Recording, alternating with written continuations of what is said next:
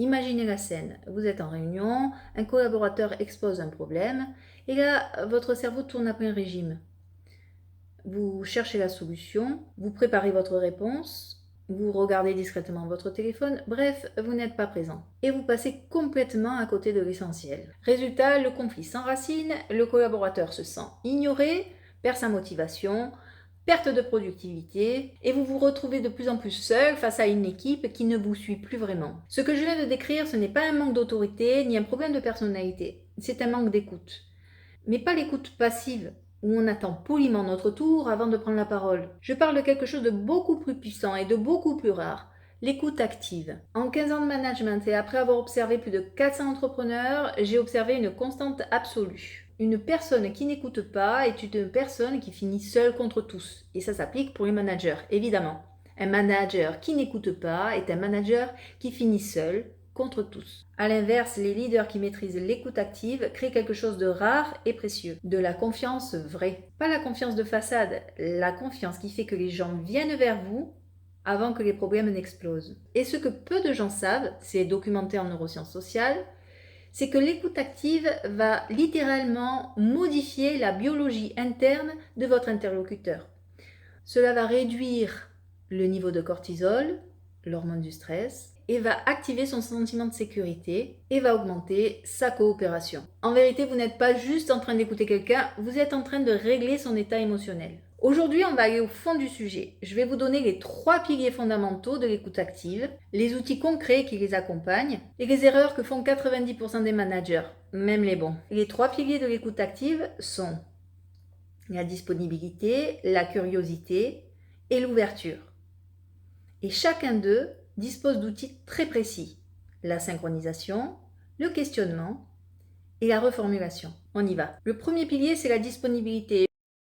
Je ne parle pas du fait de simplement poser son téléphone, je parle de quelque chose de beaucoup plus profond. Être disponible à l'autre, c'est faire le vide en soi. C'est être présent, être là, avec cette personne. Ne plus rien penser, seulement l'écouter. Vos sens sont ouverts pour capter pleinement ce qu'exprime cette personne. Et quand je dis exprimer, ça peut être verbal et non verbal. Carl Rogers, le père de la psychologie humaniste, disait que la qualité d'écoute transforme la personne qui parle. Pas la qualité de vos conseils, pas la pertinence de vos solutions, la qualité de votre écoute. Le problème, évidemment, il y en a un, c'est que l'écoute active va à l'encontre de nos réflexes cognitifs naturels. Une étude publiée dans le Journal of Experimental Psychology l'a prouvé. Les individus surestiment systématiquement leur capacité d'écoute, tout en commettant des erreurs d'interprétation fréquentes. Notre cerveau anticipe la réponse pendant que l'autre parle. Nous filtrons selon nos croyances, nous interprétons avant de comprendre. Sans entraînement conscient, vous n'écoutez pas vraiment, vous interprétez. Et si vous êtes dans la tourmente émotionnelle, vous êtes stressé par un dossier, pressé par le temps, vous ne pouvez tout simplement pas être disponible à l'autre. Ce n'est pas une question de volonté, c'est simplement une question de ressources cognitives. Dans ce cas-là, plusieurs solutions s'offrent à vous. La première, respirez, posez-vous et ouvrez-vous à la conversation. Et la deuxième possibilité que j'ai déjà expérimentée et qui marche très bien, vous pouvez dire à votre interlocuteur qui vous sollicite, si ce n'est pas le bon moment pour vous, vous lui dites « Je peux t'accorder 15 minutes, mais pas plus, parce que je suis pressé par le temps. En revanche, je pourrais t'accorder davantage de temps, tel jour, telle heure. Que préfères-tu » Et vous verrez, systématiquement, le collaborateur choisirait la deuxième option.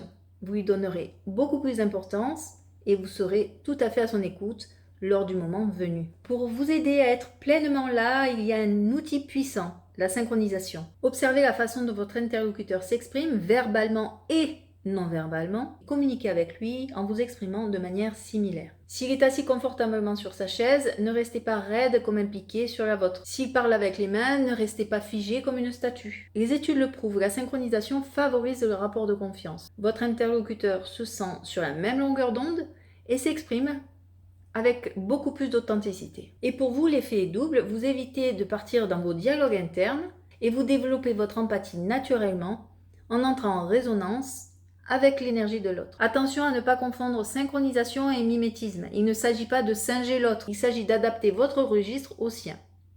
La nuance est essentielle. Le deuxième pilier est la curiosité, je dirais même mieux la curiosité empathique. Et c'est là que la plupart des managers, même les bons, échouent. Voilà ce qui se passe dans la majorité des échanges.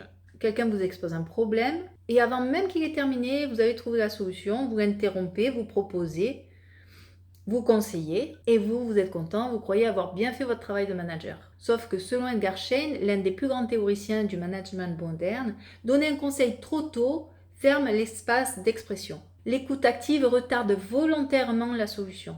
L'écoute active retarde la solution parce que ce n'est pas la solution qui libère l'autre, c'est le fait d'avoir véritablement été entendu. Vous avez peut-être très peu d'informations sur la situation réelle, sur la vision de l'autre et sur ses besoins profonds. Parfois, vous n'avez même pas d'informations claires sur vos propres désirs dans cette interaction. Alors avant de répondre, questionnez. L'outil, le questionnement. On dissocie deux axes. Le premier, les questions ouvertes et les questions fermées. Et le deuxième, les questions neutres et les questions orientées. Abordons d'abord les questions neutres. Une question fermée neutre ouvre à deux réponses, ou oui ou non. Elles sont utiles pour valider, pas pour explorer. On pourrait poser la question suivante, est-ce que cette décision te satisfait? Réponse oui, point. Voyons maintenant une question ouverte neutre.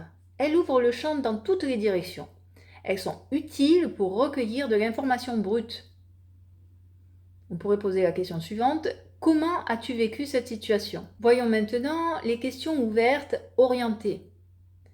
C'est la question la plus puissante. Elle oriente et stimule la réflexion sans fermer le dialogue. On pourrait poser la question suivante, comment d'après vous pouvons-nous trouver un terrain d'entente?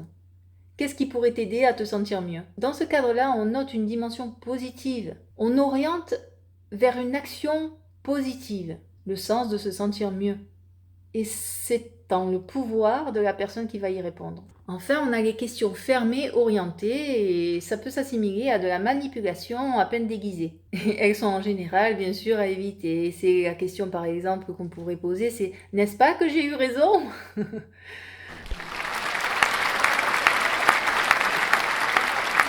La question en or, c'est la question où on sollicite l'interlocuteur, où on le met dans l'action. Celle que je peux utiliser très régulièrement dans toutes les situations de conflit. C'est la question ouverte, orientée, commençant par « Comment d'après toi nous pourrions avancer ?» Elle met l'autre en position de co-constructeur.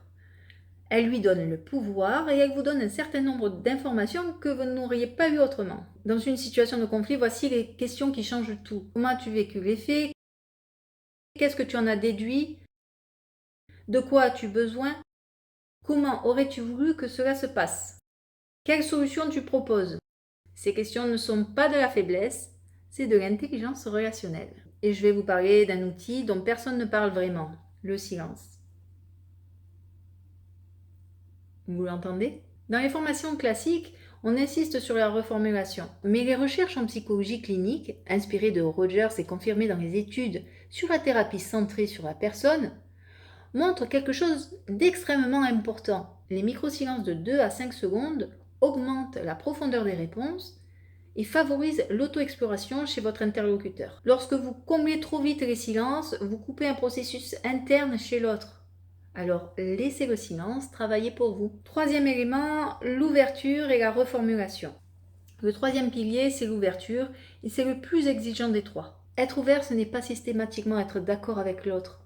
C'est accueillir l'autre dans l'énergie dans laquelle il se trouve, dans sa vision du monde, sans filtre, sans jugement. L'autre a le droit d'être inquiet, d'être irrité, de penser différemment de vous. Et c'est parfait comme ça. Ralph Waldo Emerson disait que je suis heureux de rencontrer quelqu'un qui a un avis différent du mien. C'est ma seule façon d'apprendre quelque chose de nouveau. Mais soyons honnêtes, il est beaucoup plus facile d'écouter quelqu'un de manière active lorsqu'on apprécie la personne ou lorsque l'on partage ses opinions. La vraie question, c'est comment écouter activement quelqu'un qui vous brusque, qui est dans la confrontation, qui remet en cause vos décisions. L'ouverture, c'est faire disparaître pendant un temps votre point de vue, pour l'accueillir, le comprendre, pas pour l'adopter, le comprendre. Et c'est possible même lorsque votre interlocuteur est lui-même empli de jugement. Vous pouvez rester adulte et constructif, même si l'autre se comporte en enfant blessé ou en donneur de leçons. Et c'est possible même lorsque votre interlocuteur est empli de jugement. C'est difficile, mais c'est votre rôle de leader. L'outil qui soutient l'ouverture, c'est la reformulation. Et la plupart des gens le font mal. La bonne reformulation reconstruit le sens et intègre l'émotion implicite. Là, vous montrez que vous avez entendu au-delà des mots. Il existe en réalité 4 formes de reformulation. La reformulation directe, vous reprenez les idées principales avec les mots de l'interlocuteur. L'objectif est d'obtenir un oui, c'est bien ça. Deuxièmement, vous demandez des précisions. Vous reformulez ce que vous avez compris et vous demandez des éclaircissements sur ce qui reste flou. Ce que je comprends, c'est que... Et peux-tu m'éclairer sur tel point? Troisièmement, utilisez le système des relances. Vous rebondissez sur un mot précis pour inviter l'autre à approfondir. Quelqu'un dit par exemple « il n'y avait pas grand monde ». Et vous répétez « il n'y avait pas grand monde ». Que veut dire grand monde? Tout est subjectif. Quatrièmement, le résumé, la synthèse. En fin d'échange, vous faites une synthèse de tout ce qui a été dit. Cela crée de l'ordre, montre que vous avez vraiment écouté et pose une base commune pour avancer. Dans une communication difficile, une décision contestée ou un conflit ouvert, reformulez systématiquement avant de répondre. Non pas pour gagner du temps, mais pour que l'autre se sente entendu et compris, même si votre décision reste non négociable. C'est souvent la reformulation seule qui désamorce la tension. Voyons maintenant ce que la science dit et que personne ne vous dit. Avant de conclure, je vais partager avec vous quelques vérités sur l'écoute active que les formations classiques n'abordent pas. L'écoute active fatigue, parce qu'elle consomme beaucoup de ressources cognitives. C'est un effort, ça n'est pas un état naturel. Si vous êtes épuisé, vous écoutez moins bien et c'est prouvé en psychologie sociale. Deuxièmement, l'écoute active est asymétrique. Celui qui écoute donne plus que celui qui parle. C'est un investissement consenti. L'écoute active peut également être mal utilisée. En vente ou en négociation, l'écoute active peut être considérée comme un outil de manipulation. C'est pourquoi l'intention derrière l'écoute compte autant que la technique. L'écoute active est culturellement variable. Certaines cultures vont valoriser le non-verbal au verbal, ce qui signifie qu'une réponse silencieuse peut, dans certains contextes, être la marque d'une écoute profonde. Et là, je vais te donner 5 micro-compétences qui font la différence entre un praticien ordinaire et un expert. Premièrement, utilisez la calibration émotionnelle. Ajustez votre ton et votre rythme à l'autre. Deuxièmement, utilisez des questions qui ne sont pas intrusives. Par exemple, qu'est-ce qui change pour toi plutôt que pourquoi, qui va mettre tout de suite la personne sur la défensive. Troisièmement, utilisez la validation sans approbation. Reconnaître l'émotion sans valider le comportement de l'autre. Quatrième élément, détecter les non-dits. Ce que la personne évite est souvent plus important que ce qu'elle dit. Et enfin, la gestion de votre inconfort. Si vous êtes mal à l'aise, vous écoutez moins bien. Ayez confiance en vous, sur votre capacité d'écoute et la capacité à comprendre l'autre. L'écoute active, c'est donc 3 principes. Disponibilité, curiosité et ouverture, mais également 3 outils, synchronisation, questionnement et reformulation. Mais au-delà des techniques, c'est une posture, un choix que vous faites à chaque échange.